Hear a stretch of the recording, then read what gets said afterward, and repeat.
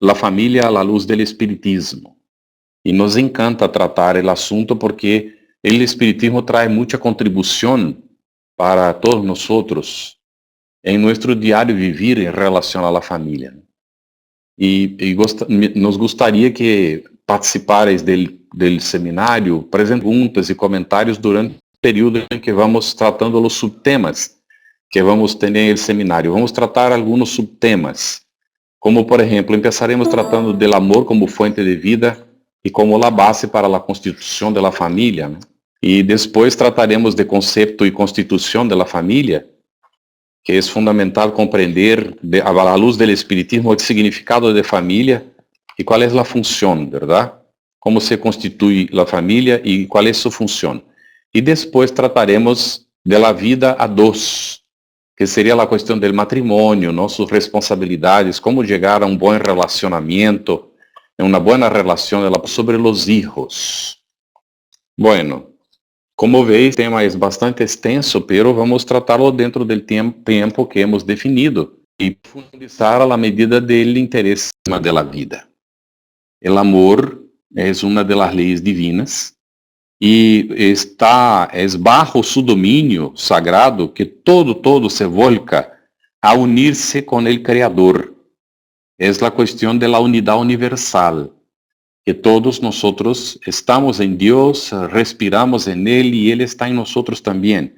Y toda criatura salió, ¿no?, de la acción divina, simple e ignorante, tiene bajo las oportunidades que la propia vida le brinda, la necesidad de desarrollar el libre albedrío, la conciencia de sí mismo, la responsabilidad y tomar la decisión consciente por el bien en sus acciones para de esta manera unirse de nuevo al Creador.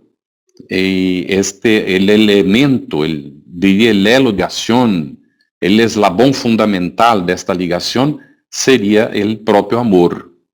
Y el amor puede ser observado en todos los reinos, polvo cósmico, síntesis de la vida, ¿no?, en las atracciones magnéticas que existen ahí en el propio polvo cósmico. Y son magnéticas profundas entre los cuerpos simples. Y también son las precipitaciones de la química que nos revelan estas atracciones de los elementos más primitivos, ¿no?, de la creación divina. Ya en los reinos mineral y vegetal, entonces vamos a observar combinaciones indispensables que van a propiciar toda una secuencia evolutiva que va a llevar a un principio espiritual de desarrollo a alcanzar en algún momento de su proceso evolutivo la condición de la vida animal. Y ahí observamos la manifestación del amor en las gradaciones infinitas de la violencia a la ternura. Y aquí en este momento siempre me acuerdo, ¿no?, porque tenemos el hábito de decir que los animales son salvajes. Y estos días he visto un video que hablaba de que mucha gente quiere hacer de los animales leopardos, ¿no?, y animales que son bastante violentos en circunstancias naturales de la vida. Y el video decía que esto no es fácil, que la persona debe de estar siempre atenta porque este animal tiene un instinto que podrá prevalecer en algún momento.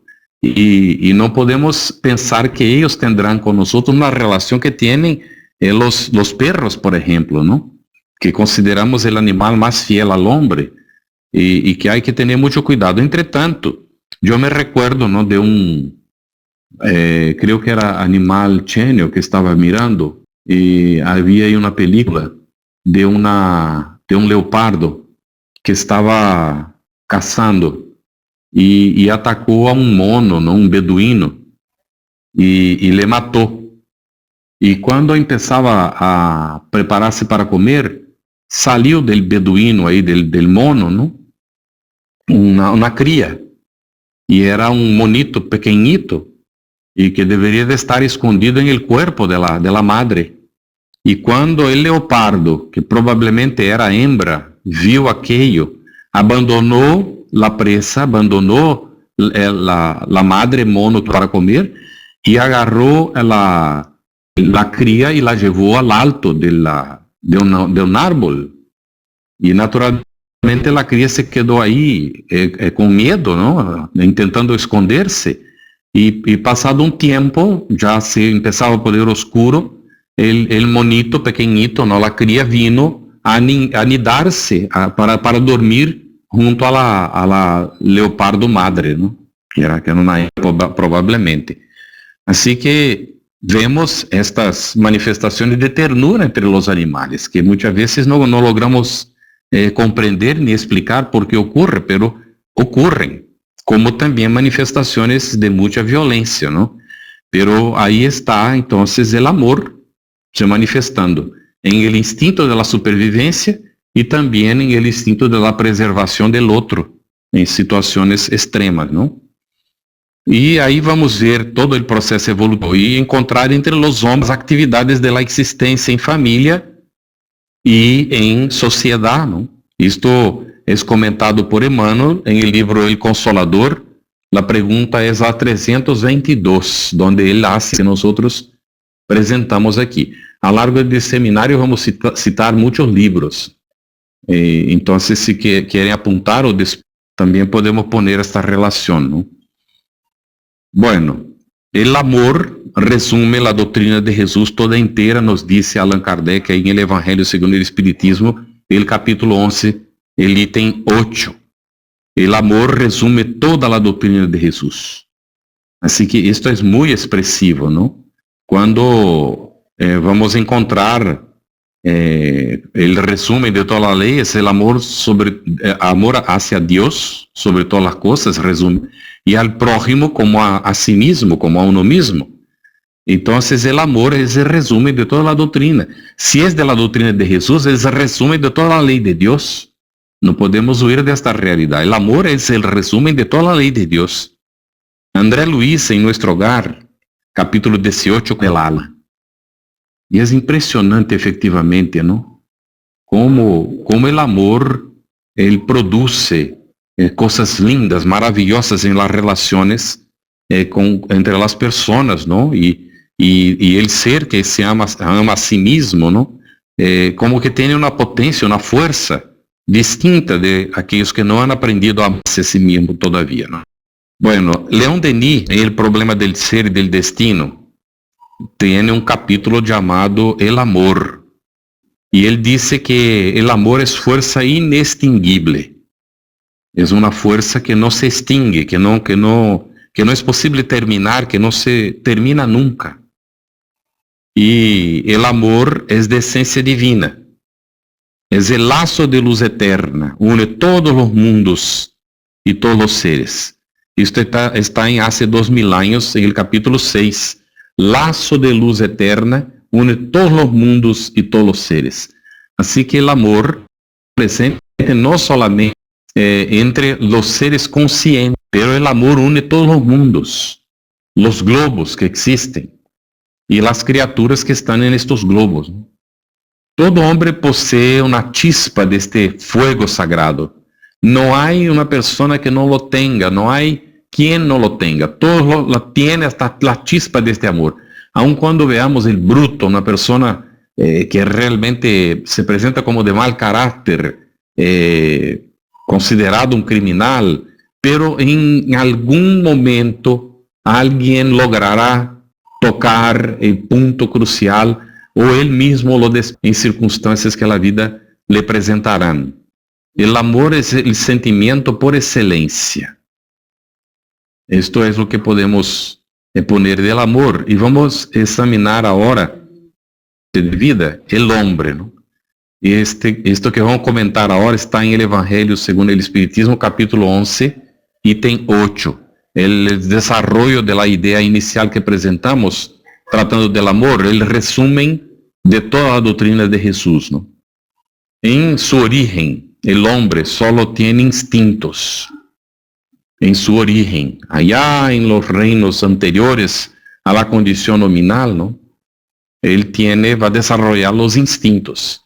Y mismo en los momentos iniciales, como principio espiritual ya desarrollado, con condiciones de ser llamado espíritu, estando la condición nominal, es lo que predomina son los instintos. Va avanzando en su evolución. Y en este avance puede haber la corrupción. Entonces, más avanzado y corrompido, entonces solo se presentan en él sensaciones. La búsqueda del placer, de la satisfacción, del atender a su egoísmo. Es un ser egocentrado y que solo busca las sensaciones más físicas, corporales, y desconoce derechos de los demás, que para él se convierten en objetos simplemente y no como hermanos de jornada, ¿no? Pero el tiempo pasa, el desarrollo viene, y más instruido y purificado, el hombre desarrolla sentimientos y preponderar a partir de un cierto momento evolutivo del ser, y van ganando dimensión a la medida en que el ser avanza. Bueno, no podemos criticar el instinto, algo equivocado, porque está dentro de la ley de Dios. Hace parte, ¿no?, de nuestro desarrollo el instinto. Y en realidad el instinto él sirve como un germen, es una germinación y es el embrión del sentimiento. El instinto es que va a dar al ser, después de múltiples experiencias en distintas oportunidades de la vida, con predominancia del instinto, se va desarrollando, ¿no?, el sentimiento. Y es con base en el instinto que el sentimiento va a surgir. Y el punto culminante, ¿no?, la cumbre del sentimiento es el amor, como una especie de sol interior. Es difícil comprender esto, porque estamos muy limitados, muy especialmente, y espíritus aún en la condición de expiación y pruebas, ¿no?, en una escala evolutiva no muy elevada, era esta cuestión del sol interior. Y para que esto pueda quedar más comprensible para nosotros, voy a citar un hecho que me narró Alípio González una vez, porque Alípio González ha traducido varias obras de Chico Xavier para el español y ha distribuido gratuitamente ahí por el mundo, ¿no? Y él visitaba a Chico con mucha regularidad y era siempre recibido. Chico siempre le recibía. A veces estaba enfermo y no recibía a otras personas, pero Alípio sí él recibía, ¿no? Era muy interesante. Y Alípio dijo que una vez, en una rueda, unas 6 personas hablando, y Chico estaba con ellos, estaban en la casa de Chico. Y ellos percibieron, ¿no?, que Chico estaba con un comportamiento raro, porque él agarraba el saco y lo ponía como si estuviera ocurriendo algo con él. Después de algunos momentos, alguien le preguntó: Chico, ¿estás bien? ¿No? Él dijo: no, estoy bien, no pasa nada, ¿no? Y la persona le dijo: bueno, pero parece que tú estás teniendo alguna dificultad. Él dijo: no estoy. Y intentando justificarse, le escapó la mano, ¿no? Y se abrió la ropa así y apareció una luz brillando en el pecho de Chico, ¿no? Y aquello les tocó a todos, naturalmente. Y es impresionante. Divaldo narra que él venía caminando con Chico después de una actividad, ¿no? Y iban para la casa probablemente o para algún sitio. Y de cuando en cuando Divaldo sentía un olor a flores muy fuerte. Le decía que debería de ser de algún jardín que había por ahí que estaban pasando, ¿no? Y después de pasado un tiempo, Divaldo percebeu que venia de Chico. Ele dijo: Chico, esto viene de ti. E ele dijo: no, Divaldo, de mí no. ¿Cómo va a poder ser de mí? De mí solo puede tener olor a detefón. Detefón es un veneno, ¿no? Que tiene un olor fuerte. Mira la humildad del ser, ¿no? Y entonces, el amor es esto, es esta humildad. Y cuando esta humildad predomina en el ser, ¿no?, que esta bondad va para afuera y se convierte en acción. Entonces, cuando el sentimiento se desarrolla y llega a su cumbre, a su culminancia, entonces es el amor, que es este sol brillando adentro nuestro, ¿no? Aún en el Evangelio según el Espiritismo, el capítulo 11, ahora los ítems son 8 y 9, vamos examinar um pouquinho a lei de amor, para já ir encaminando para o cierre deste tópico, não? O amor substitui a personalidade por la fusión de los seres. Ou seja, nós estamos entregados à personalidade mientras nos reencarnamos, não? Em cada encarnação temos uma personalidade. Se nós sabemos someter a esta personalidade, ela predomina. Quando é que predomina? Ficamos exclusivamente a los assuntos materiais. Quando temos sentimentos mais volcados para a posse, a possessão, os direitos em el campo material que juzgamos nuestros, ¿no? Pero el amor, a lei de amor, ella nos vai levar a nos desprender deste personalismo, para que predomine em nós o espírito, a essência espiritual que somos, ¿no? E então, quando isto ocorre, já vamos vendo a nossos hermanos também como, espero, personas transitórias, porque em essência são espíritos como nós.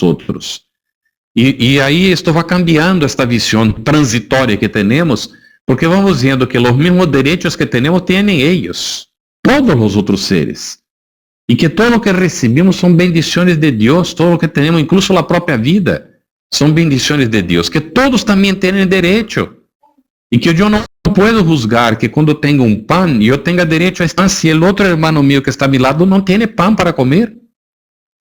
Aí, então, ele ser se comove, se solidariza, e surge, então, a fusão de los seres neste sentimento de fraternidade que supera a personalidade, não? E é por isto que a lei de amor aniquila as misérias sociais, porque nós nos hacemos solidários com os demais. E não é fácil.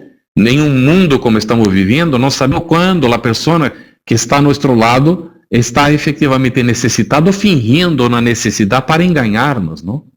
E então vamos desenvolvendo esta capacidade de percepção incluso, e os indivíduos todos vamos madurando aqui para ver que não devemos de querer enganar a los demás, não? Porque todo o que hacemos para enganar a los demás viene em perjuízo de nós mesmos. É quando vamos compreendendo a lei de causa e efeito, não? Então, dentro deste análise da lei de amor, vamos encontrar esta frase lindíssima: ditoso aquele que ama, porque não conhece a miséria del alma, ni la miséria del cuerpo. Porque é um ser devotado a el semejante, e Deus lhe provê o que necessita. Podemos estar seguros de esto. Para praticar esta lei de amor, ¿no? Vamos chegar gradualmente a amar a todos nossos hermanos. Gradualmente. Vamos amar a todos, sem exceção nenhuma. Então, vamos allá. Chegará um dia, não? E mais vamos estar amando aqueles que são mais ligados a nós, que vamos tratar aqui, não? Família consanguínea. Pero con el tiempo esto se va elasteciendo, ¿no? Bueno, vamos a ver que la ley de amor es el primero y más importante precepto de la nueva doctrina, o sea, de la doctrina espírita. Llegará a matar al egoísmo personal, al egoísmo de familia, de casta, de nacionalidad, de religión y así sucesivamente. Sus efectos son el mejoramiento de la raza humana y la felicidad verdadeira aún del período de la vida terrenal. ¿Está bien? Virtudes hijas del amor: la práctica de la caridad, la humildad, la paciencia, la abnegación, la resignación, el sacrificio.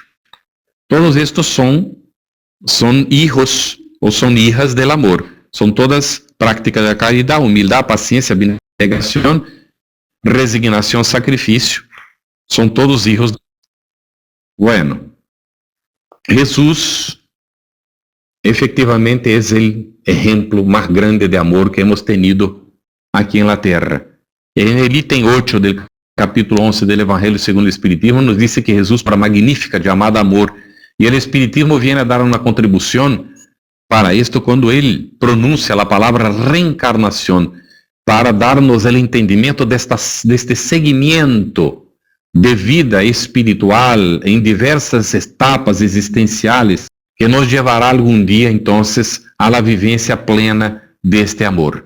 la reencarnación, o por intermedio de la reencarnación, el amor se va extendiendo y va contribuyendo entonces para la eliminación del egoísmo. El amor se puede manifestar de distintas formas. El amor conjugal, maternal, filial, fraternal, a los padres, a la raza, a la humanidad, son todos reflejos, rayos refletidos del amor divino que abarca y penetra todos los seres. Es de León Denis, es muy bonito, está en el capítulo 25, llamado El Amor, ya citado anteriormente. También vamos a encontrar en León Denis, dentro de este mismo capítulo, el siguiente: cada alma es un sistema de fuerzas y un generador de amor, cuyo poder de acción aumenta con la elevación. Por esto, también se explican y se afirman la solidaridad y la fraternidad universales. Un día, cuando la verdadera noción del ser se desembarazar o se desligar, ¿no?, de las dudas e incertezas que incidían el pensamiento humano, se va a comprender la gran fraternidad que liga las almas. Vemos entonces que todos somos envueltos divino por el grande soplo del amor que llena todos los espacios que existen. Están llenados por este amor. En el Evangelio segundo el Espiritismo, citamos ya el capítulo 11, vamos ver un poquito del ítem 10 ahora, finalizando, ¿no? Y después citaremos a un León Denis y finalizamos esta parte. Amar, en el sentido profundo del término, es el hombre ser leal, probo, consciencioso, para los demás lo que quiera los demás hagan para sí. Es considerar como suya la gran familia humana. Destacamos esto porque estamos tratando de la familia, ¿no? Entonces, amar es considerar como suya la gran familia humana. Y entonces León Denis nos dice: son necesarias la sabiduría y la ciencia. Son necesarios a la sabiduría y a la ciencia largos esfuerzos en un proceso lento y penoso de ascensión para se conducir a las altas regiones del pensamiento. El amor y el sacrificio nos van a auxiliar a alcanzar este desarrollo, volar, ¿no? En su impulsión vamos conquistando la paciencia, el coraje, la benevolencia, todas las virtudes fuertes y suaves.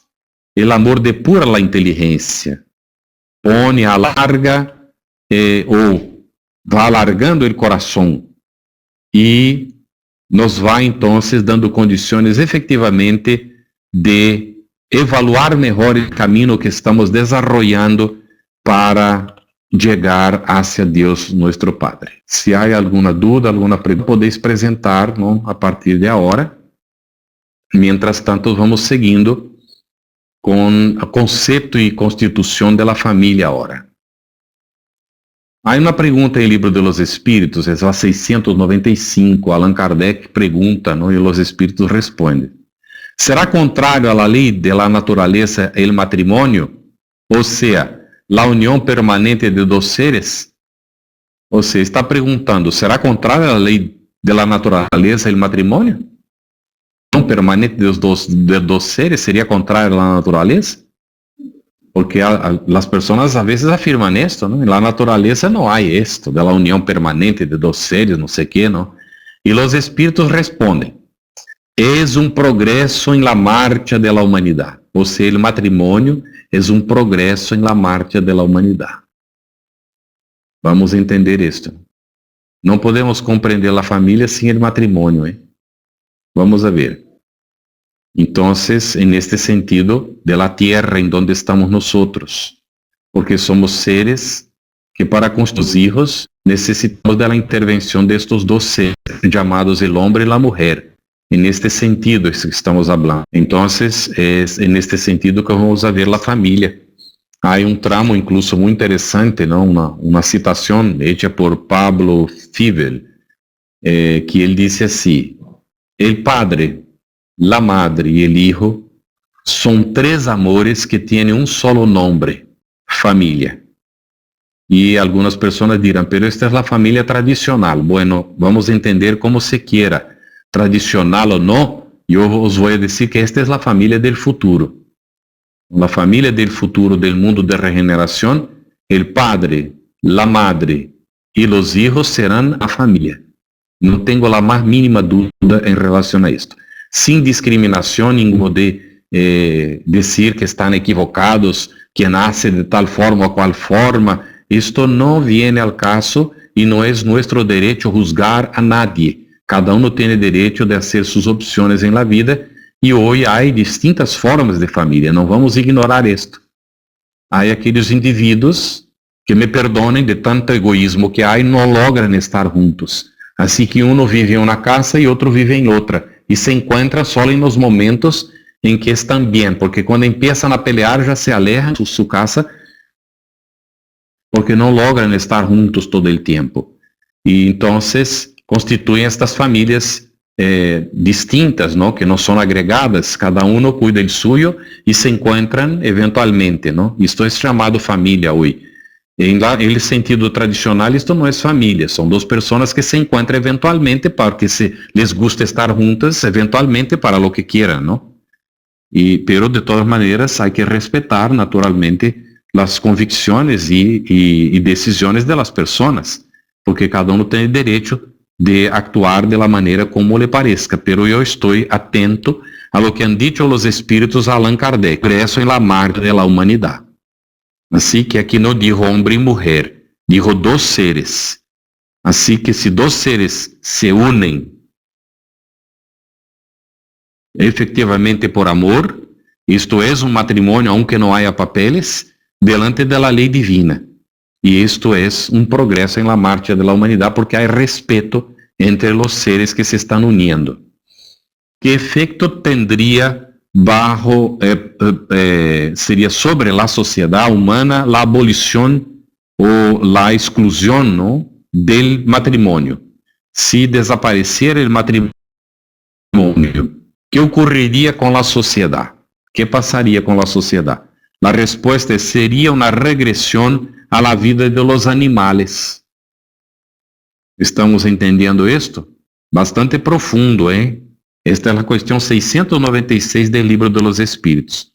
El efecto de la sociedad dejar de tener matrimonios, ¿no?, va a ser una regresión al estado de los animales. Por lo tanto, por más que hayan visiones nihilistas y que las personas digan que la familia va a desaparecer, nosotros tenemos la palabra de los espíritus superiores de que si esto ocurre hay una regresión y sabemos que no regredimos en el proceso evolutivo, solo avanzamos. Podemos estacionar por un tiempo, pero no regredir. En la pregunta 775 del mismo Libro de los Espíritus, hay otra pregunta: ¿cuál sería para la sociedad el resultado del relajamiento de los lazos de familia? Muy sabia. Una recrudescencia del egoísmo. O sea, habría un aumento del egoísmo. El departamento encontrarse solo en los momentos en que estén bien uno con el otro. Esto es egoísmo, ¿no? Bueno, pero si vamos a examinar también cuando hay los lazos consanguíneos, ya que estamos tratando del egoísmo, es importante destacar este aspecto en este momento. Si hay un apego excesivo en los lazos consanguíneos, también hay egoísmo familiar. Y esto no es para la sociedad. Porque los hijos son creados, son orientados, son educados como egoístas dentro de la propia familia, ¿no? Bueno, nosotros vamos a encontrar orientaciones bastante profundas en algunos libros relacionadas con este asunto. En El Consolador que Prometió Jesús, por ejemplo, en la pregunta 179, nosotros encontramos a Emmanuel explicando que el matrimonio en la tierra es siempre una resultante de determinadas resoluciones que fueron tomadas en la vida del infinito, antes de la reencarnación de los espíritus. Sea por orientación de los mentores, que son más elevados que nosotros, cuando nosotros no tenemos la educación suficiente para manejar nuestras propias facultades, no podemos elegir, ellos eligen por nosotros, en función de los compromisos que hemos tenido en el pasado, ¿no? Pero cuando ya tenemos una cierta conciencia, nosotros mismos programamos. Programamos porque examinamos nuestro pasado y vemos qué será mejor para nosotros en la siguiente reencarnación. Y ahí programamos, libremente asumimos un compromiso de unirnos en matrimonio, de constituir una familia para recibir a los hijos, espíritus también compromisados con nosotros, y que vendrán entonces para recibir nuestra orientación inicial, para después también tener ellos condiciones de constituir sus familias y orientar a sus propios hijos, ¿no? Así que la mayor parte, ¿no?, de los consorcios que hacemos, llamados matrimonios, están previstos para la existencia del individuo. Hay situaciones accidentales, ¿no?, porque los individuos se dejan llevar por el egoísmo, el interés de placer, relación con el otro, y ahí entonces muchas veces ocurren estos matrimonios accidentales. Muchas veces no, a veces, ¿no? Pero la mayor parte son programaciones ya hechas en el plano espiritual. Y entonces, estas programaciones están bastante relacionadas en la condición evolutiva en que nos encontramos a las pruebas expiatorias. Y a veces, más raramente, a misiones de regeneración y santificación. Pero la mayor parte de los matrimonios en la Tierra aún están ligados a cuestiones expiatorias. Bien, es muy interesante lo que Emmanuel pone y hay mucha aclaración en esto. André Luiz va a registrar para nosotros el capítulo 30, que la familia consanguínea es una unión de almas en proceso de evolución, reajuste, perfeccionamiento o santificación. Y él dice que el hombre y la mujer, cuando abrazan el matrimonio por escuela de amor y trabajo, honrando así el vínculo de los compromisos que asumen delante de la armonía universal, en él se transforman, ¿no?, en médiums de la propia vida, dentro del hogar, y se responsabilizan así por la materialización a largo plazo, a largo curso, de amigos y también de adversarios del ayer, que son convertidos en el santuario doméstico en hijos y hermanos. Entonces, la paternidad y la maternidad dignamente vividas en el mundo constituyen un sacerdocio de los más altos encarnados en la tierra. Pues es a través, ¿no?, de esta asunción de este compromiso que va a ocurrir la regeneración y el progreso que se efectúan con seguranza y clareza. La familia física, por lo tanto, puede ser comparada a una reunión de servicio espiritual en el espacio y en el tiempo, de manera que van trabajando los corazones para la inmortalidad. Vean la importancia, ¿no?, de la familia, cómo esto es importante. Vamos a tener también en nuestro hogar, y ahora vamos a utilizar una pequeña presentación para hablar un poquito sobre hogar, que nos es presentada por hermana Laura en una conversación que ella tiene con André Luiz, cuando André Luiz le está visitando el hogar, y ella dice que un médico o un matemático, no me recuerdo bien, ¿no?, de planos superiores, ha venido a nuestro hogar para hacer una charla y presentó estas nociones de hogar que ella entonces habla para André Luiz y que después André Luiz registra en el libro Nuestro Hogar en su capítulo 20. Aquí tenemos la situación de Paulo Fievel, que yo he hablado antes. El padre, la madre y el hijo son tres amores que tienen un solo nombre, que es familia. Y ahí vamos a ver las nociones de hogar con André Luiz. Quien ha leído el libro Nuestro Hogar se va a recordar de esto, ¿no?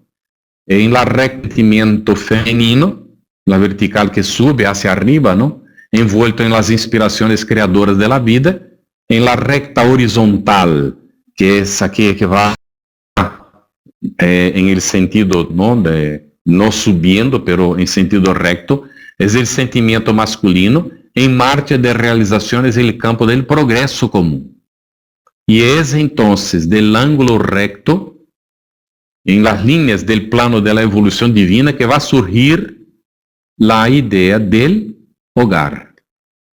Bien, vamos a examinar esto con más detenimiento, ¿no? El sentimiento femenino, ahí está la recta, inspiraciones creadoras de la vida. Mira qué cosa, inspiraciones creadoras de la vida. Observen que no está hablando de hombre rápido. Vamos ver que ele vai entrar com estas duas figuras, pero ahora está hablando del sentimiento femenino y del sentimiento masculino, que están presentes tanto en el hombre como en la mujer. En la mujer predomina el sentimiento femenino y en el hombre el masculino, pero no significa que la mujer no tenga sentimiento masculino y que el hombre no tenga sentimiento femenino. No nos olvidemos que somos espíritus inmortales en Dios. Aquí entonces en esta recta está el sentimiento masculino, estas dos líneas, ¿no? El sentimiento femenino y el sentimiento masculino. Y las inspiraciones creadoras de la vida van a estar en consonancia con la marcha de realizaciones en el campo del progreso común. Y la marcha de realizaciones en el campo del estará también en consonancia con las inspiraciones creadoras de la vida, o no. Así que vamos ver las consecuencias de cuando predomine un u otro sentimiento. Vamos decir que predomina el sentimiento femenino, va a preponderar el sentimiento femenino. El hogar estará alejado de la realidad del mundo y podrá tener problemas, dificultades, porque no hay un equilibrio. La familia está constituida en el campo material, también tiene necesidades materiales, necesita atender ciertos requisitos sociales y así sucesivamente. Cuando preponderen dentro del matrimonio, ¿no? O dentro del hogar, solo el sentimiento femenino, la pareja va a tener problemas, la familia va a tener dificultades. Pero podemos tener una otra situación, ¿no? Que es la preponderancia del sentimiento masculino. En esta situación el hogar estará olvidado de las nociones de espiritualidad. Y esto también será un problema grave, gravísimo, ¿no? Porque aquí es donde surgen los hijos ateos e incrédulos, que no aceptan la religión, que no consideran, ¿no?, el semejante muchas veces, y ahí sucesivamente estas cuestiones de la preponderancia de los en el campo de la materia. Así que vamos en que el hogar, ¿no?, él va a surgir, el sagrado vértice, en donde hombre y mujer, y ahora aparecen, ¿no?, las palabras hombre y mujer, se encuentran para el entendimiento indispensable.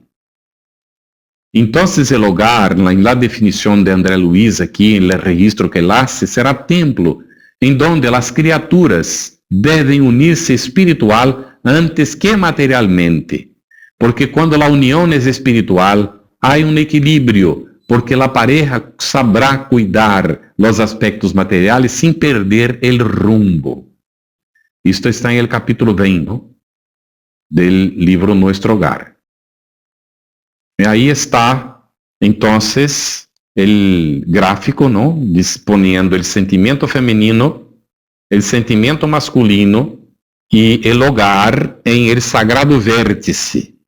Ahí entonces es el vértice, el fundamental del proceso es que el matrimonio construya este en el entendimiento de todos los días y que uno apoye el otro en sus respectivos papeles, ¿no? Y que no sea uno solamente a cuidar el hogar y el otro simplemente ignorar que existe un papel que él tiene que ejercer ahí adentro también, ¿no? Entonces, hay un comentario que voy a hacer ahora mismo. Hogar. Hogar es no solamente es la morada de cuerpos, es la residencia de almas. Esto es lo que tenemos que entender. Y vamos a entender aquí la diferencia después, ¿no? Más tarde vamos a examinar entre hogar y casa, ¿no?, para ver esta diferencia. Y ahí entra la importancia de la oración para que el hogar se convierta en un santuario doméstico, en donde se cultive la oración y los sentimientos elevados. Cuando hay esto, se convierte en un campo sublime de las más bellas floraciones y cosechas espirituales. Vamos a ver si efectivamente passamos depois isto. Isto quedará para daqui dentro de um ratico, não? Eu cerro a apresentação e volveremos esta lâmina um pouco depois. Depois deves considerar que modernamente, ante a precipitação de los conceptos que generalizam em la vulgaridade de los valores éticos, surge a impressão de que há uma ameaça bastante ruda, não? Sobre a estabilidade da família. Más que nunca, o más que jamás, entretanto, ¿no? El conjunto doméstico se debe imponer para la sobrevivencia a beneficio de la soberanía de la humanidad. La familia es más que un resultante genético simplemente. Son los ideales, los sueños, los deseos, las luchas y arduas tareas que tenemos que desarrollar, los sufrimientos y las tradiciones morales elevadas que se cimientan en los lazos de la concesión divina, en el mismo grupo doméstico en donde vamos a observar las nobles expresiones de la elevación espiritual en la tierra en donde estamos, ¿no? Esto está en Estudios Espíritas de Divaldo Franco, es el capítulo 24, que cierra la sección de la siguiente forma: cuando la familia periclita, vacila, por esta o por aquella razón, sin duda, la sociedad está a un paso del malogro, de fallar también. Así que la familia es fundamental para la sociedad. Evidentemente, el Instituto del Matrimonio Sagrado en sus orígenes tiene reuniendo en el mismo techo los más variados tipos evolutivos. Así que vamos a encontrar, ¿no?, la familia funcionando muchas veces como medio de consolidación de lazos de pura afinidad espiritual, pero en otros momentos, en otros casos, ¿no?, en su mayoría son instrumentos de reajuste. En algunos momentos, algunas veces, el hogar es un santuario, un templo de almas que son engrandecidas por una comprensión legítima que de alguna manera destaca, ¿no?, la gloria del amor bastante elevadas. Pero en la mayoría, los hogares son como que sitios de purificación, ¿no?, en donde el calor de las pruebas rudas y dolorosas nos exigen testimonios y para que espíritus frágiles puedan caminar vagarosamente en la dirección del más alto, ¿no? Esto es muy fundamental. Y en 18 vemos, mira, ¿no?, que el hogar tiene un papel muy importante. Hay muchas otras citaciones de los espíritus que van tratando de esta institución, ¿no?, que es el hogar. Vamos a encaminar también para el cierre de parte, para avanzar un poquito más, ¿no?, en los conceptos y la constitución de la familia, con algunos comentarios finales. Vamos ver. Aqui diz assim, não, que por intermédio da paternidade e da maternidade, los instrumentos para esto é uma bendição para nós, não? Então, a parentela em el planeta se hace como um filtro de la família espiritual, que está sediada mais allá de la existência física, não? E vai mantendo os laços pré-existentes entre aqueles que comungam no mesmo clima, que estão em el mesmo diapasão, que têm os mesmos interesses, e vão atraindo a outros para desarrollar estes mesmos interesses, não? Assim que, efectivamente, nós temos desta forma, não, em el Instituto Doméstico, uma organização de origem divino, e em cuyo seno encontramos os instrumentos necessários de um mundo maior. Isto está em Vida e Sexo, que é de Emmanuel, capítulo 2, quando ele trata de la família, ¿no?, formando uma ideia da importância da família. Va a haber preguntas después de las dificultades, por favor no dejen de hacer. Vamos a los comentarios finales de esta parte, ¿no? La familia, concepto y constitución. Evangelio según el Espiritismo, capítulo 4, entre los ítems de 18 a 23 tratan del asunto. Los lazos de familia son fortificados por la reencarnación y se rompen por la unicidad de existencia. Y encamina para el análisis de la cuestión de las familias espirituales.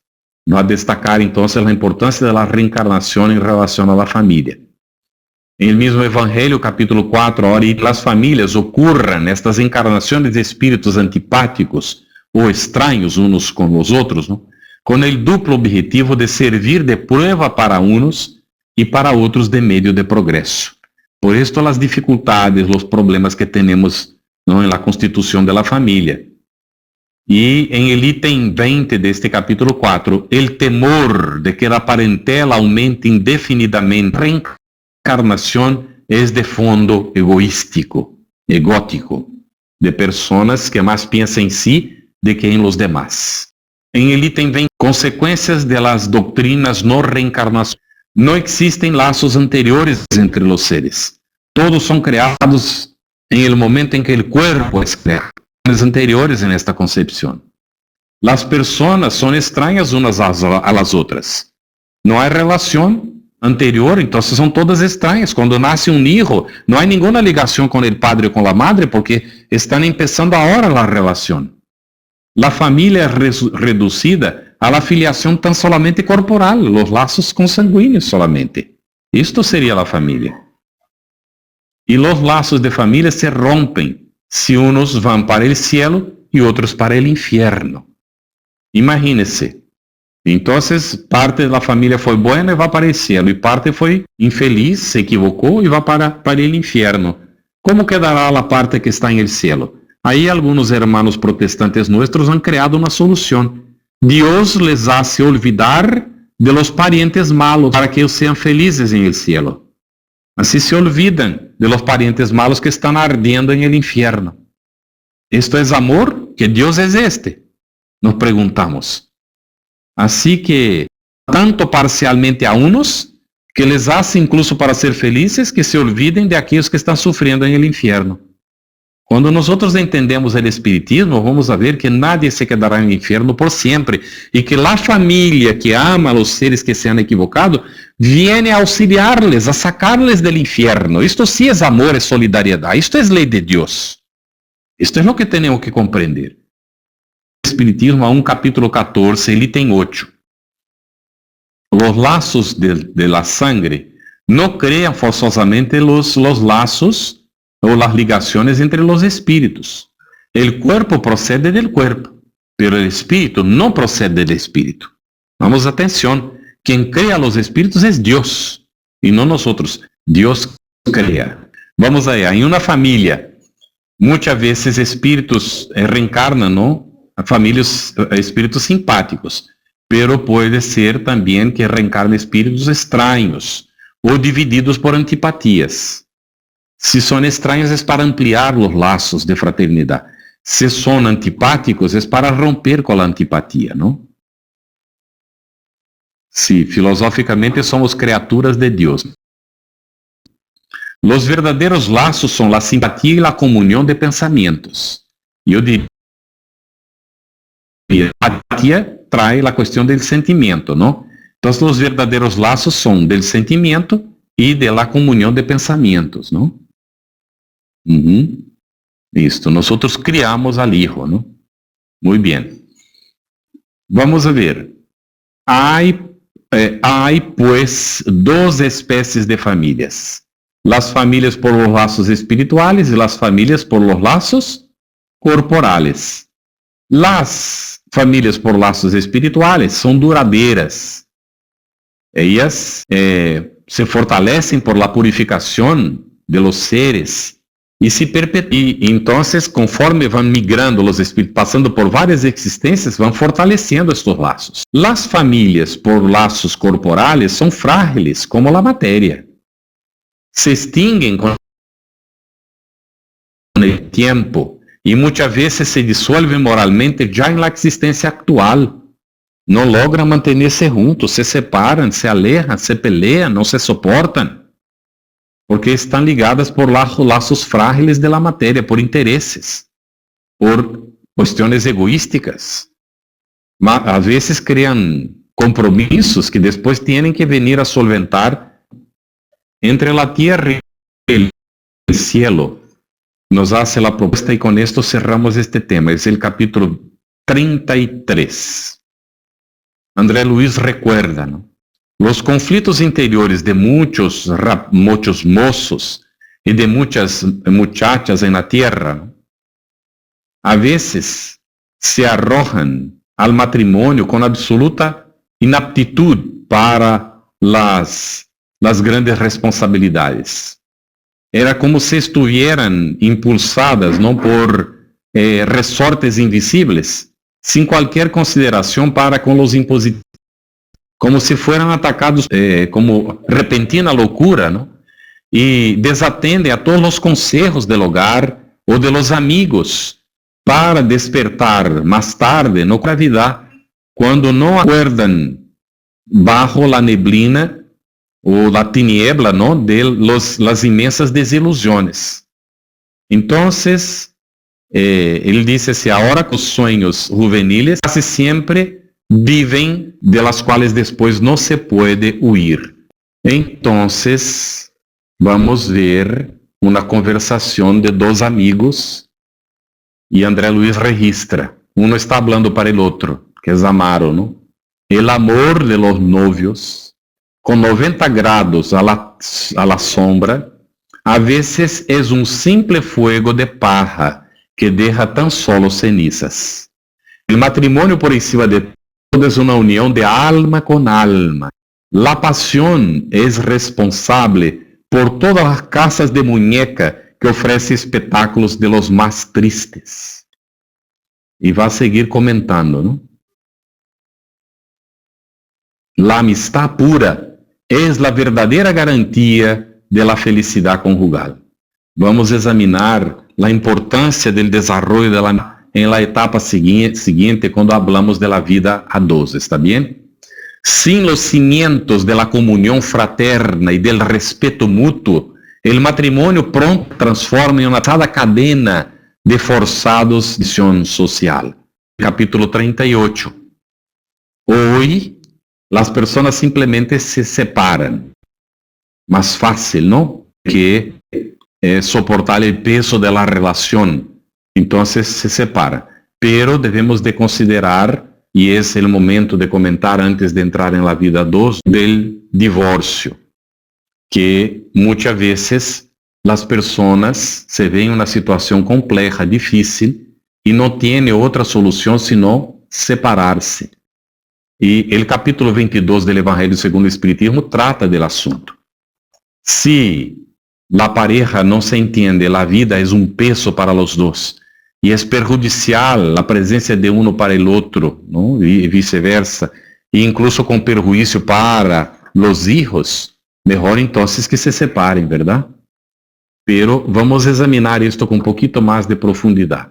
Estamos hablando del espiritismo, la vida familiar, ¿no? Y es muy importante considerar también estos aspectos de las dificultades que van a surgir. Por esto, tratando de la cuestión del divorcio, nosotros vamos a hablar de la vida 2 haciendo un desafío. ¿Qué hacer para evitar el divorcio? Vamos a presentar 2 etapas. ¿Qué hacer para evitar el divorcio? Mantener la familia unida. Y esto va a valer también para saber cómo constituir una familia, cuáles son los pasos ideales, ¿no?, en estos tiempos de tanta permisividad en que todo es permitido, todo es posible para el ser. Ya empezamos explicando por qué esto ocurre. Es el momento evolutivo nuestro, ¿no? La Tierra necesita madurar como planeta. No madurará si nosotros nos conservamos como niños espirituales, totalmente dependientes de la religión que nos diga qué hacer, cuándo hacer y cómo hacer. Tenemos que ejercitar nuestra responsabilidad tomando decisiones y arcando con las consecuencias.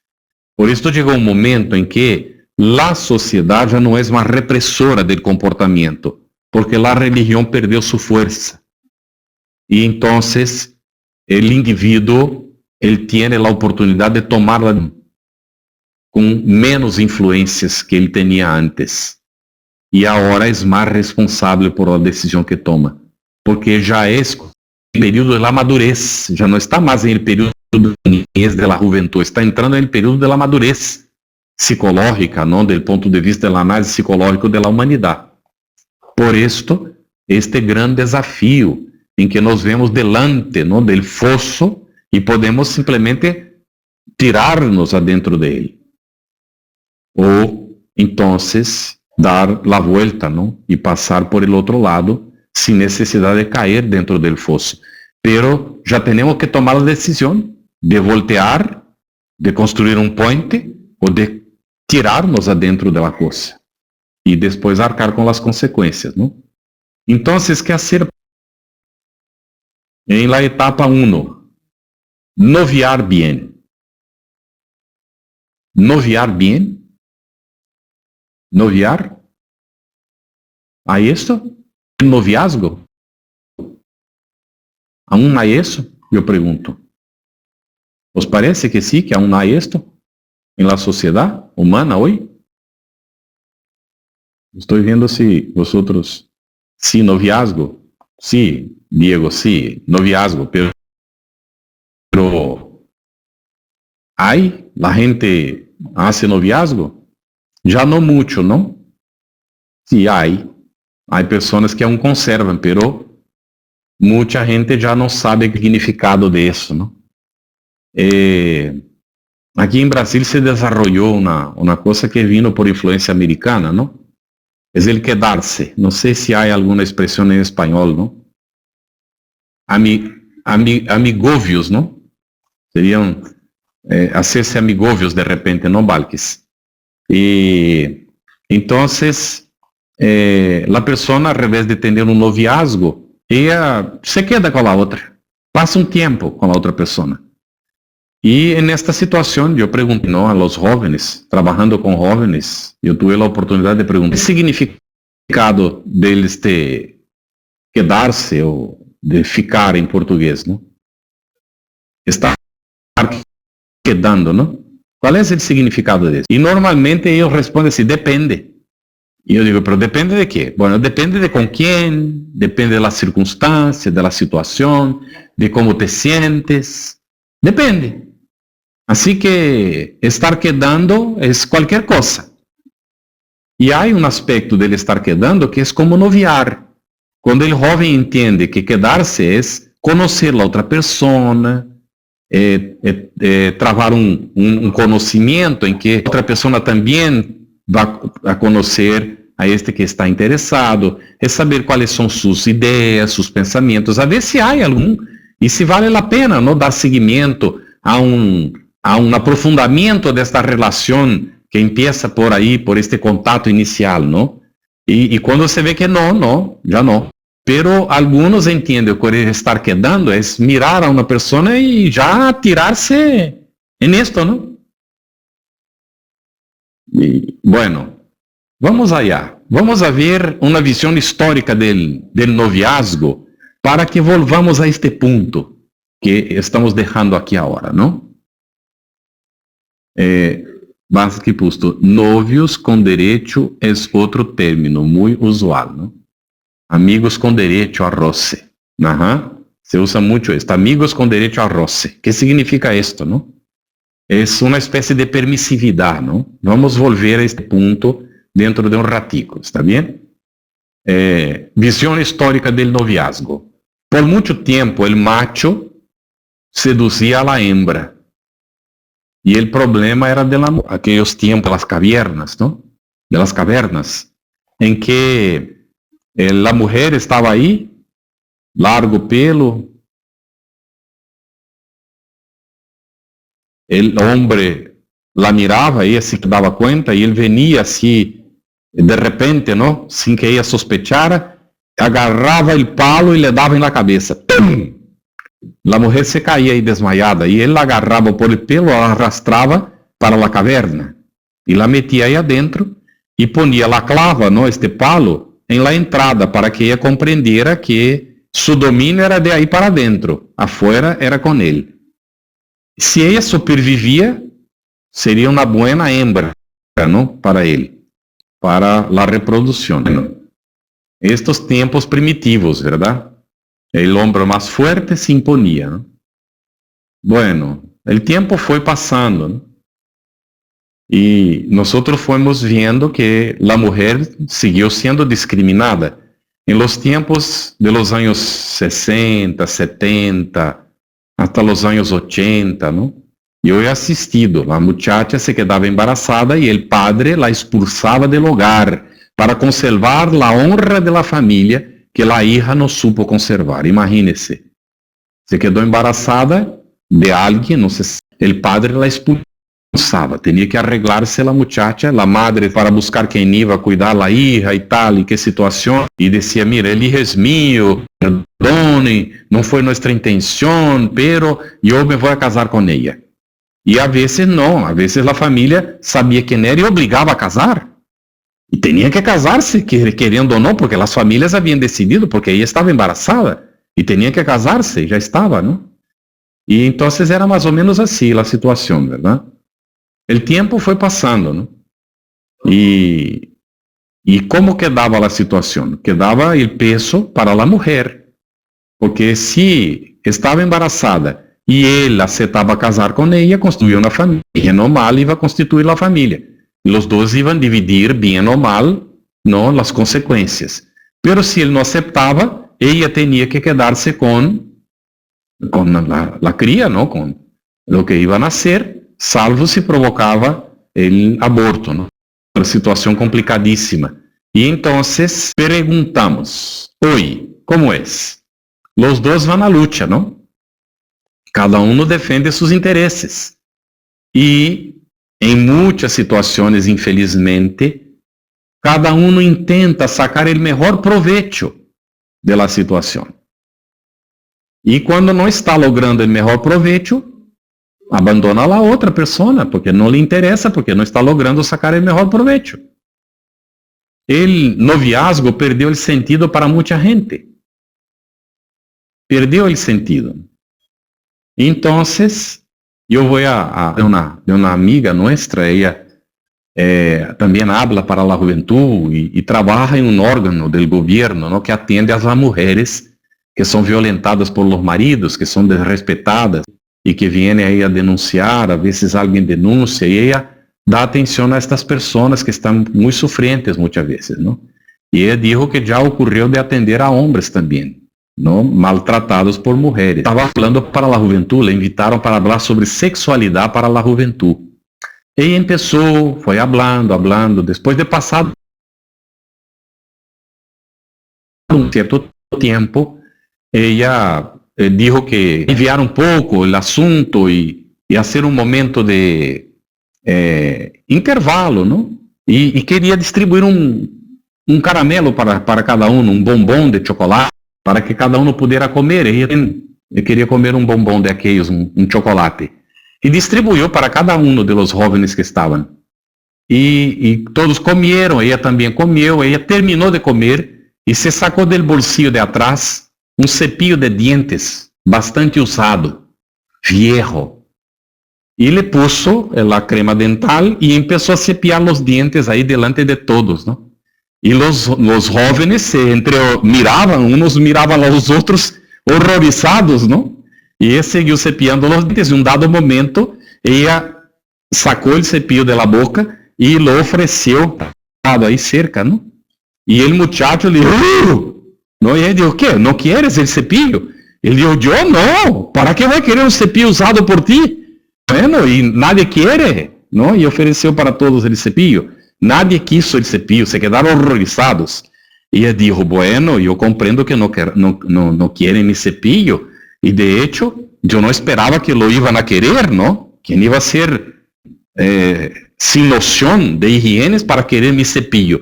Pero yo quería preguntar, si una persona se queda con otra y después otra, yo ya supe de jóvenes que se a 15 en la misma noche y besa a todos ellos, y ves a estas 8, 10, ¿no? Que sea media docena de personas, no están utilizando los cepillos de los demás. No hay cepillo ahí, pero es la misma cosa, ¿o no es? Y la gente no se da cuenta, ¿no? Que esto es antihigiénico incluso. Es algo efectivamente horrible, ¿no? Y ahí vamos a ver. Yo cuando hablo de esto, yo pido a los jóvenes que me perdonen, pero yo sería un poco duro en este momento, les digo, ¿no? Y les digo que esto estar quedando, y utilicen la palabra que sea, juntarse, convivir juntos antes de casarse, esta cosa toda que hacen y cambia para uno y cambia para otro, ¿no? Esto es promiscuidad, esto es ausencia de educación moral que la familia no supo dar para sus miembros. Esto es mala educación. Entonces yo pido que me perdonen, que no estoy criticando a nadie, porque no estoy hablando nada para uno particularmente, estoy hablando en el de educación moral. Y que nosotros estamos convirtiendo a veces no estímulo, porque cuando el papá o la mamá dice así, es mejor que ella le traiga para acá, de que vaya para otro sitio con él, y ahí en una semana es uno, la semana siguiente es otro, cada mes es uno distinto, y esto es prostitución, pero admitida por los padres. Ahí está la situación, ¿no? Que es bastante dura, difícil, pero que necesita reflexionar. Y no nos cabe juzgar, mucho cuidado. Que cuando hablamos de esto, estamos hablando en el general, porque si tenemos una situación particular, debemos de tratar con todo el cariño, con todo el respeto, pero sin dejar de manifestar nuestra posición, que no es personal, es una posición de la ley divina. Porque el matrimonio es un paso en el progreso evolutivo de la humanidad. Y si no hay respeto de uno por otro, ¿cómo va a haber un buen matrimonio? Y hay los procesos atávicos, yo digo a las muchachas, mejor estar sola que mal acompañada. Porque si la muchacha se queda con todos, ¿con cuál de ellas se va a permanecer? ¿Con cuál de ellos va a permanecer después? Porque ellos buscarán a una que no haya quedado con los demás. Porque es atávico, es más o menos como va a ocurrir. Por más que haya esta liberalidad, pero hay ahí adentro siempre esta situación, ¿no? Porque viene del pasado aún, de los seres. Bien, algunos dicen que esto no tiene la más mínima importancia, que se encuentra la persona, aunque hayan quedado con mitad del mundo, y se sienten bien con ella, se casarán, ¿no? Bueno, es conocer naturalmente con el tiempo, ¿no? Pero ¿qué es el noviazgo? Estamos tratando del noviar bien para evitar el divorcio. ¿Qué es el noviazgo? Es una etapa de conocimiento mutuo. En esta etapa es que nosotros conocemos a la otra persona, sabemos cómo es la otra persona. Vamos a ver que todos utilizamos máscaras, porque nos queremos presentar lo mejor posible para los demás. Y solo con la convivencia, con el tiempo, es que las mascarillas se van cayendo. Y hay también el complejo de las uñas, no sé si lo conocen. Les voy a decir, las uñas que después se convierten en garras, ¿no? Hay un hábito de las personas de ver en el otro, ¿no? Normalmente, el príncipe encantado o la bella adormecida. Y esto no existe, ¿no? Pero el príncipe encantado tiene que ser aquel que viene siempre en el caballo y que no llega nunca. Porque si llega y baja y es un enano, ya no sirve.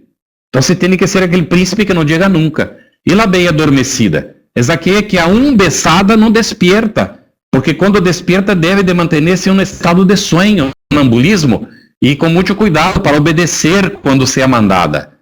Porque si no va a hablar mucho, va a perturbar, ¿no? Estoy siendo un poco duro, pero vamos allá. Voy a narrar para aliviar un poquito. Pero el viernes había una excepción. Llegaban a casa a la hora del almuerzo, a las 11 más o menos, ¿no? Para venir. Entonces, ¿qué hacían ellos? Yo veía a mis tíos haciendo esto, ¿no? Agarraban el cepillo de lavar la ropa, en el tanque de lavar la ropa, y se iban a cepillar las uñas, limpiar las uñas, cortar, que se ponían muy duras, ¿no? Por el trabajo duro. Y las manos se llenaban de callos duros. Y ellos agarraban una piedra que había para poder raspar, ¿no? Y hacer con que la mano se quedara un poquito más blanda, ¿no? ¿Por qué hacían esto? Porque por la noche se iba a encontrar con la novia. Y no querían que las novias les viera con las uñas de toda la semana. ¿Y ellas? ¿Qué hacían ellas? Ellas iban para la peluquería, ¿no? Para prepararse también. Para preparar el cabello, ¿no? Para preparar las uñas y tal. Y entonces por la noche estaban lindas, cuando encontraban con los novios, que también estaban más guapos porque se habían preparado.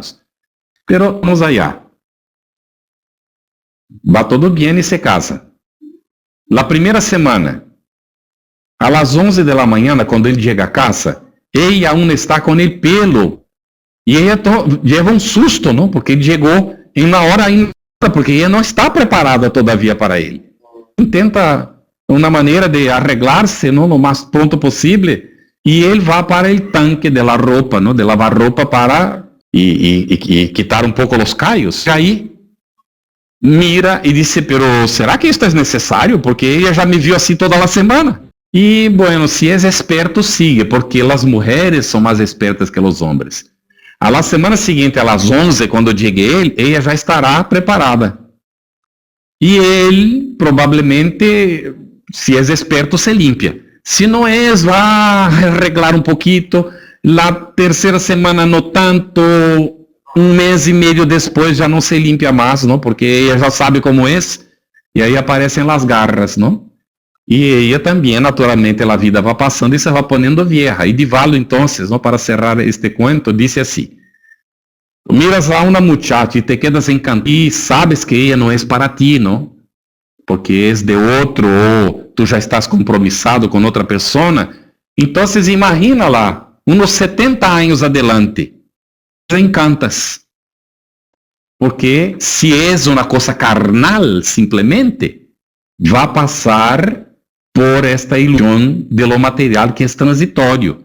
Passa juntos um amor verdadeiro, aí não importa, porque o que se ama é o alma e não o corpo, que naturalmente se vai transformar com o tempo, não?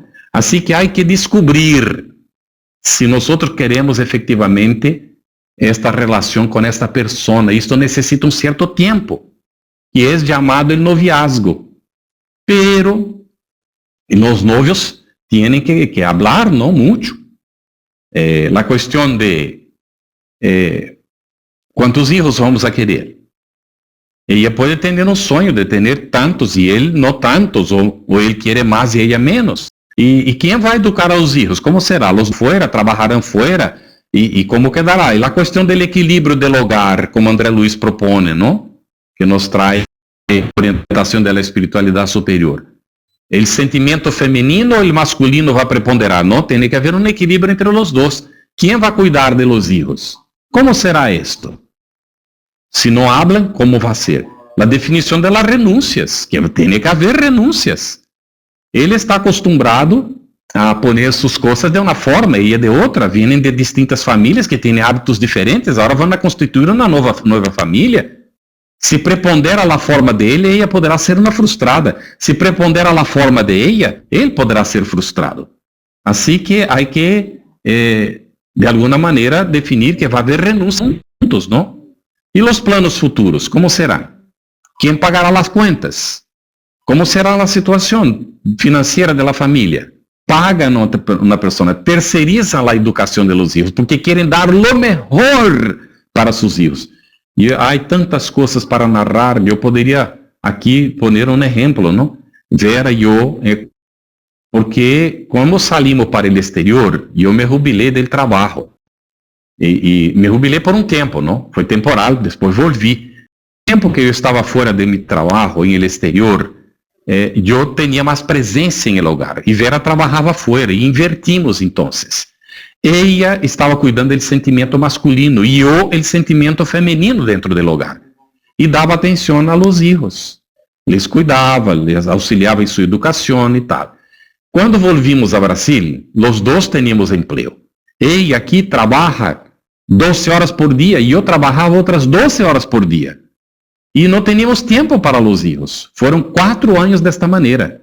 E foi um choque para los dois. y casi que perdimos a nuestra hija. Cuando salimos otra vez, profesor, entonces me costó casi 2 años a recuperar la hija.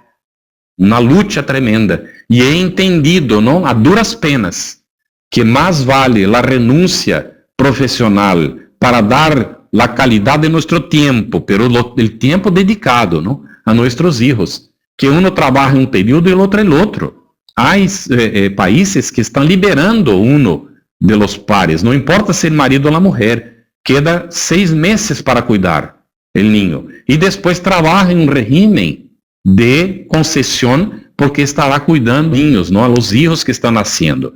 Entonces, debemos de ver esto, ¿cómo vamos a hacer?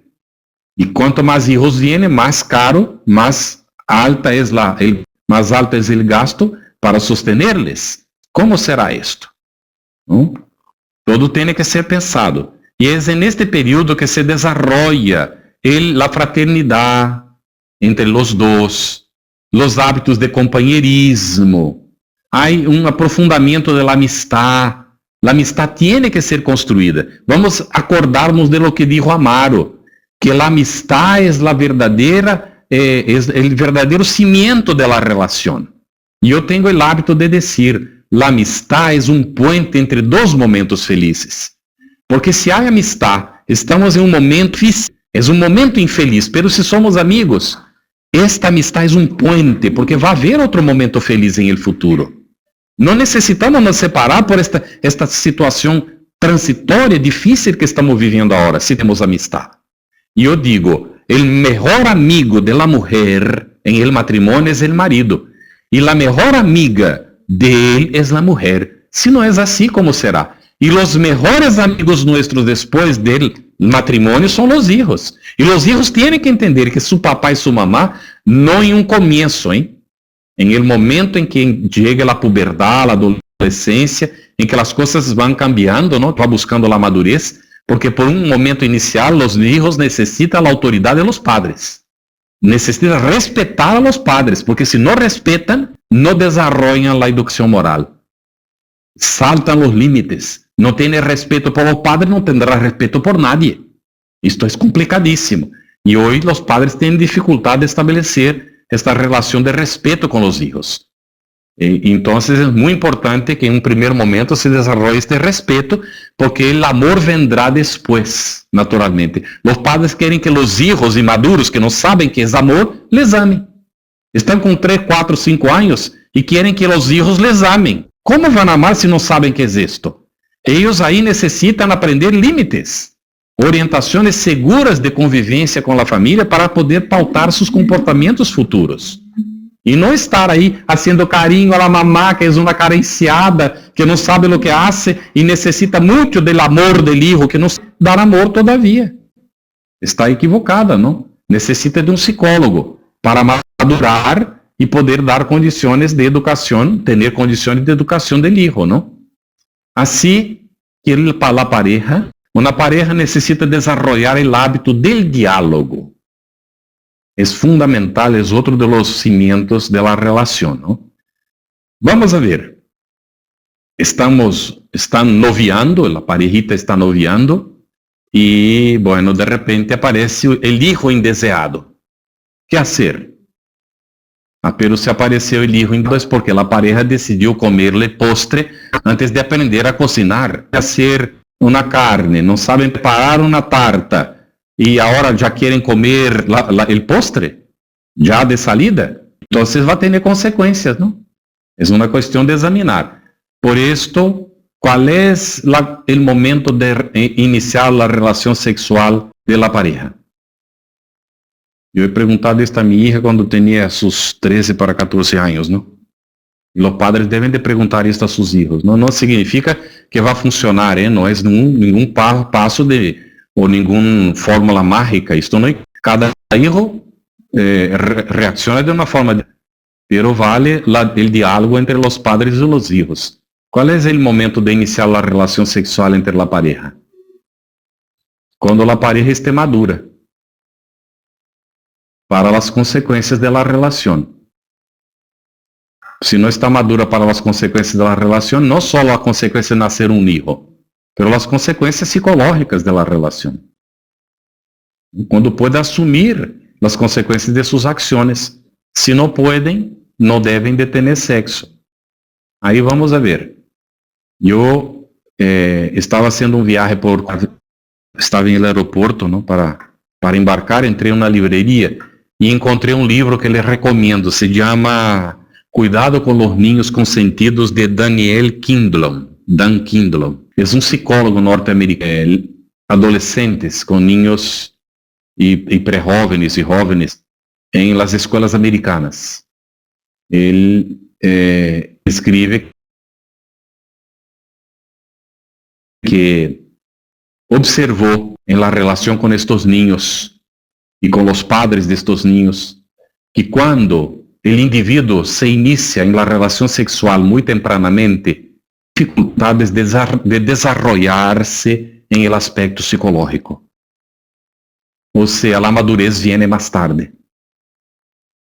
E que ele, que tinha hijas de 12 e 14 anos, creio, quando escreveu o livro em aquele entonces, su maior trabalho com as hijas era convencê-las de que aguardaran o momento em que tuviera madurez para tomar esta decisão.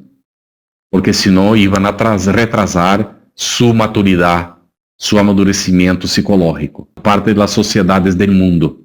Incluso a sociedade americana começou a sofrer isto, que com os 18 anos já echan os hijos para fora, não? Pero há hijos que estão volviendo.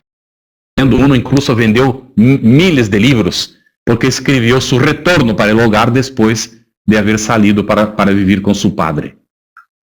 Assim que é um fenômeno, não? ¿Por quê? Porque não estão madurando, os niños não estão madurando em seu tempo, os jovens não maduram, porque iniciam muito tempranamente a relação sexual. Bien. ¿Qué hacer para evitar el divórcio? 2.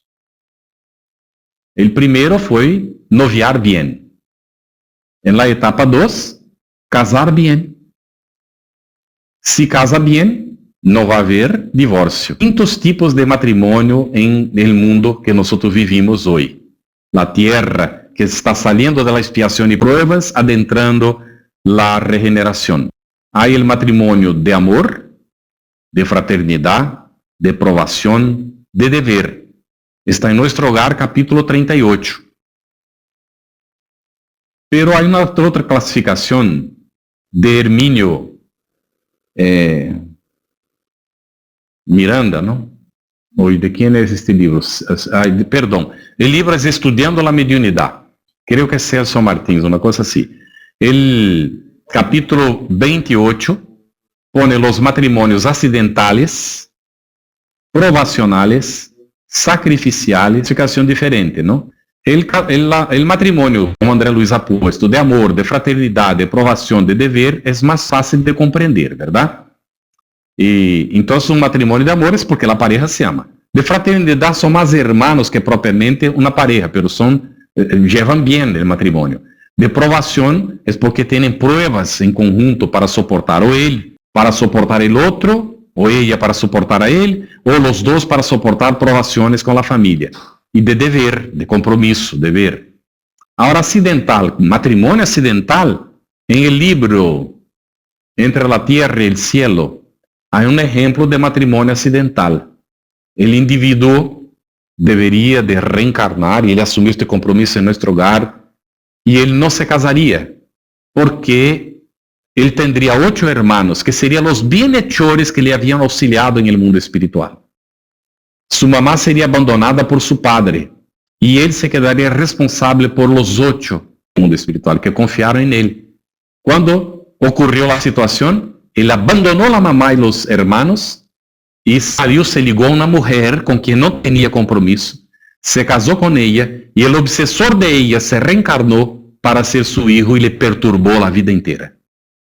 Fue un matrimonio accidental. Provacional, de provación como el otro. Sacrificiales. Hay individuos que reencarnan en sacrificio por la educación del otro, por el auxilio del otro y así sucesivamente. Afines están dentro de la fraternidad, son seres más afines. Trascendentales son los matrimonios por amor, ¿no? La formación del hogar. ¿Es como la misma cosa que la casa? Bien, aquí entonces seguimos. La formación del hogar. Las diferencias entre hogar y casa. La casa son las paredes, son los cómodos, las habitaciones, los muebles que se ponen, las camas, las sillas, la mesa, los sofás. Esto es la casa. El techo, ¿no? Es la casa. Y entonces, ¿qué es el hogar? También es sinónimo de una hoguera, ¿no? Un fuego que se prende. Y antiguamente, vean si está correcto lo que estoy poniendo, ¿no? Antiguamente, en el periodo matriarcal, allá atrás, en la prehistoria de nuestra humanidad, los seres, las familias eran constituidas por la madre y los hijos porque no se sabía quién era el padre, ¿no? Y ya en este tiempo se formava, en el período tribal, ¿no?, las hogueras en ciertos momentos en que se danzaba, ¿no? Hacían las danzas alrededor y eran momentos de reunir y también de charlar. Y los ancestros, los más antiguos, los más viejos, pasaban sus experiencias para los más nuevos, narrando los cuentos, las historias de la raza y así sucesivamente, ¿no? Aquello fue el prototipo del hogar. Con el tiempo, en los países más fríos, se llevó el hogar para adentro, ¿no? Y entonces, ¿cómo es el nombre de esto que se pone en la sala para aquecer el ambiente, que se pone madera y se prende fuego? ¿Cuál es el nombre de esto? Lareira. En español también es lareira. Entonces ahí no sería el local en donde las personas se reúnen. Y entonces esto allí estamos tratando, hablamos después de esto, ¿no? De los hijos, de la llegada de los hijos, ¿no? Y que es importante el evangelio en el hogar, que sustituye, ponemos las chimeneas, ¿no? En casas, lugares en que no hay chimeneas, ¿no? No hay por qué, porque son lugares muy calientes, ¿no? Y entonces la familia se reunía en torno de la mesa para comer. No sé si escucharon esta parte, ¿no? Pero hoy día ya esto ocurre. Así que el estudio del espiritismo en el hogar es fundamental para los matrimonios espíritas, ¿no? Para mantener esta relación de la familia, que tenemos la oportunidad de hablar entre nosotros, de manifestar nuestras angustias, dificultades, problemas, ¿no? Pero naturalmente la relación de padres e hijos tiene que ser mucho más que esto, ¿no? En el diario vivir, él y ella tienen que renunciar para poder donar de sí para sus hijos, ¿no? Y entonces vamos a encaminar para el cierre. Y yo comentaba, cabe a la familia, al padre, a la mamá, o planificar la cantidad de hijos que van a tener, ¿no? Por lo menos es nuestro pensamiento radical. Porque como hemos comentado, ¿no? La pareja necesita un tiempo para adaptarse. En este tiempo no puede tener hijos, no puede planificar para no tener. ¿Cómo va a controlar? ¿No? Tiene que tomar una decisión, ¿no? De cómo va a controlar. Entonces, la pareja puede decidir por utilizar la píldora, pero la píldora puede tener consecuencias para ella, por ejemplo, que puede empezar a hincharse. Entonces, la pareja necesita una orientación profesional de repente en relación a la cosa, ¿no? Hoy estamos tan mal acostumbrados que no sabemos contenernos. Antiguamente se controlaba esto de una otra forma, ¿no? Y de repente es interesante a la pareja también hacer esto. Pero es una decisión que tienen que tomar. Y después que vengan los hijos que creen que sea la cantidad que habían planificado. Si él hace vasectomía, por ejemplo, y tiene planificado más uno. Recibieron 12 y creen que es solo esto, pero tenía un tercero planificado. Y él se hace la vasectomía. ¿Cómo va a quedar este tercer hijo que está en la espiritualidad y necesita nacer? Entonces estaba planificado, habíamos planificado de esta forma. Así que estas formas radicales de impedir el nacimiento puede ser para nosotros un problema, ¿no? Cada pareja debe de examinar esto y tomar su decisión, ¿no?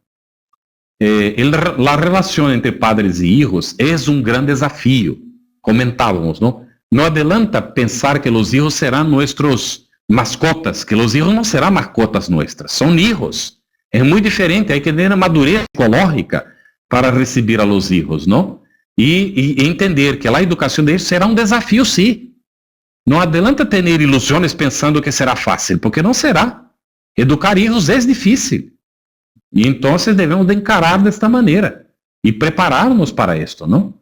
De ahí la importancia de la evangelización infanto-juvenil en los centros espíritas, cuando podemos llevar a los hijos para esto, y de establecer el estudio del espiritismo dentro de nuestro hogar, desde el principio, para nuestros hijos. ¿Está bien? Con esto cerramos aquí y abrimos para las preguntas. Visto ir más 25 minutos, ¿no, Miguel? Si estoy correcto con el tiempo, ¿no? Si hay preguntas anticonceptivos como el DIU o dispositivo es contra la ley de Dios, Miguel, yo voy leyendo las preguntas porque ganamos tiempo, ¿no? Y además también podemos perder la conexión como no estoy de moderador, tendremos esta dificultad, pero vamos allá. Es contra la ley de Dios por el hecho de ser abortivo. Está demonstrado, comprobado, ¿no? La propia medicina ya comprobó que el DIU, aunque hayan algunas personas que dicen que no, pero a la opinión general es del que el DIU él es abortivo.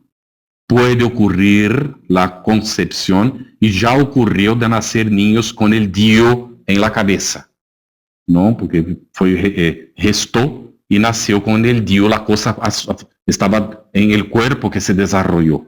Así que el DIU no es. ¿Qué dice el espiritismo sobre vientres de alquiler o niños probeta? Bien, el espiritismo nos aclara que los hombres tienen derecho de buscarse, ¿no? El desarrollo de la ciencia y de experimentar. Esto nos llevará al desarrollo en el futuro, ¿no? De vamos llamar reencarnación, sin la necesidad de la concepción de la relación carnal entre hombre y mujer. En un futuro y un planeta más evolucionado, nosotros no necesitaremos esto, ¿no? Será diferente. Así que estas experiencias de poner niños de probeta, esto hace parte del proceso. Además, hay padres y madres que no pueden concebir y de repente el mismo óvulo de ella sacado y el espermatozoide de él hace la fecundación in vitro en la probeta y después implanta en el útero de ella y evoluciona bien. Así que son distintas maneras de la ciencia auxiliar la concepción y el nacimiento. Vientre de alquiler es una opción, es complicado porque envuelve el psicológico de otra criatura. Y entonces, ¿qué ocurre? Esta persona que está siendo la mamá de alquiler, ya hay muchas situaciones ocurridas tuyo, y puede haber un problema, ¿no? En relación a esto. Pero, puesto de al lado esta situación, nosotros consideramos que es un derecho de las personas elegir hacer de esta forma, ¿no? Y la donación de óvulos, ¿no? O de semen para otros es también una cuestión de definición entre las personas. No podemos juzgar esto de manera ninguna, ¿no? Y el espiritismo no entra en este mérito porque hace parte de nuestro libre albedrío y que debemos naturalmente de arcar con las consecuencias de esto, ¿no? Que cuando las intenciones son buenas, serán todas buenas consecuencias, naturalmente. Y si hay alguna mala consecuencia en función de la buena intención, hay atenuantes, ¿no? Dentro de la ley divina. Cuando se casan por interés, ejemplo, conseguir nacionalidad en el extranjero, ¿se crea compromiso grande? Se crea compromiso, Blanca. Hay siempre un compromiso. Es también una cuestión de definir es grande o pequeño el compromiso, va a depender de la manera como las personas se comportan, ¿no? Y entonces hay personas que se hacen el matrimonio simplemente para tener la nacionalidad. Y esto es contra la ley del país. Y el espiritismo nos dice que no podemos ir en contra de la ley de los hombres, ¿no? Que era de la ley de Dios. Pero esto está en la conciencia de cada uno, Blanca. No cabe a nosotros juzgar. No ponemos el que el espiritismo nos dice. Y en relación a esta cuestión de la ley, yo me recuerdo ahora de Chico, ¿no? Yo creo que ya narré esto en otro momento, pero rápidamente para que tengamos una idea. Se dice que Chico terminó una labor en una institución que era congregadora del movimiento espírita, como una federación de un estado de Brasil, ¿no? Como la Federación Espírita Madrileña hoy, que existe en Madrid, ¿no? Entonces, una federación de un estado. Hizo el trabajo y atendió a la gente y tal, y salió de ahí ya a las 2 de la mañana. E iba caminhando por la calle quando iba quedar ele hospedado. E quando chegou em um local de uma avenida que tinha que cruzar a calle, a señal estava roja para el peatón. E este senhor avançou, era 2 de la mañana, ele avançou. Quando já estava à mitad, ele mirou que Chico não estava com ele. E então viu que Chico havia quedado allá parado, em la acera, não? E ele volviu.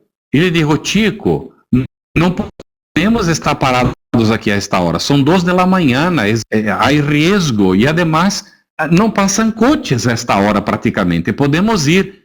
E Chico lhe disse, ai, hermano mío, perdóname, pero si yo no respeto la ley de los hombres, ¿cómo voy a respetar la ley de Dios? Para ver com que rigor um espírito superior considera a lei de los hombres, não? E é complicadíssimo. Por isso Allan Kardec põe em El Evangelho segundo o Espiritismo que há muitas coisas que nós hacemos que nem sequer consideramos e que delante da lei que comprometem. Assim que isto depende muito da consciência de cada um, está bem, Blanca? Luz Estela, a correlação de óvulos espermatozoides, como se mira em el Espiritismo? Bueno, o problema está aí em la situação em que se, a vezes, para que haga a fecundação, ¿no? e para que se anide depois em el útero o óvulo, ¿no? já fecundado, ¿no? O gameta, necessita ser vários, não, de uma vez, porque é uma coisa muito custosa e eles, então, já hacen vários e congelam, porque se não dá certo na primeira tentativa de anidação, vão tentar outra vez já com os ovos fecundados, não? E então já com o ovo prontito para anidar. Bueno, ¿qué ocurre? Si el espíritu tiene una cierta condición, ele sentirá alguma coisa, pero tiene condições de controlar. Se o espírito não tem condições, ele sentirá o processo, com repercussões do processo, porque o perispírito já está começando. O momento em que o espermatozoide adentrou o óvulo e que se converteu em ovo, já há uma ligação. ¿No? E aí pode o espírito sofrer alguma consequência, pero pode ser de sua própria necessidade. Ele aceita isto, ele examina e aceita. E quer que seja hecho, porque é a forma como tem de reencarnar. E há espíritos que se submetem a sacrifícios vários para poder reencarnar, porque para eles é preciosa a reencarnação. Muitas vezes, mientras não la empiezan, porque depois que estamos em ella, nos olvidamos de esto e muitas vezes não la aprovechamos bem, não? Está bem? Concentrémonos, não? Habitualmente, estamos cada um em seu hogar, pero neste momento uns minuticos, 2 minutos de concentração total para juntos elevar-nos hacia Deus nosso Padre, para agradecer-lhes por la bendição de la vida, por la oportunidade magnífica que nós temos hoje de conhecer tu lei, que nos la trajo Jesus, el Divino Maestro, e que é repetida por el Espírito de verdade, por intermédio do Espiritismo, explicação de Allan Kardec. Agradecemos a bendição de poder ter o Centro de Estudos Espíritas Sem Fronteiras, que nos acorre a todos, que nos dá a oportunidade do trabalho, do estudo. Agradecer, Senhor, por el movimento espírita de Espanha, que abriga hoje várias instituições espíritas. Oramos por todos nossos hermanos de ideal, todos, que reciban nuestras vibraciones de cariño y que reciban de ti, nuestro Creador, el amor y que puedan ir el influjo, manda para la comprensión de unos hacia otros y de hacer hacia los demás aquello que nos gustaría que nos fuera hecho.